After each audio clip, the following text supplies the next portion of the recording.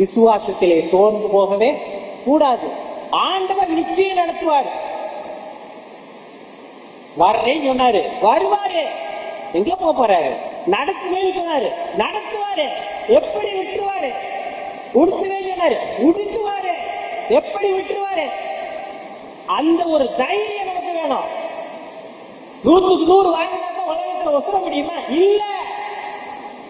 ஃபெயிலா போனாலும் உதவுவதற்கு ஆண்டவரால முடியும். ஐயோ சொல்லுவோமா? அந்த விசுவாசத்தை நம்ம இருக்கணும். ஆண்டவர் நடத்துவாரு. என் பிள்ளைக்கு படிப்பாங்க என்ன ஒண்ணும் பிரச்சனை இல்ல, ஆண்டவர் நடத்துவாரு. இந்த குடும்பத்துல வருமானம் போகலைன்னா என்ன, ஆண்டவர் நடத்துவாரு. அவர் குடும்பத்துல நம்ம நடத்துவோம்.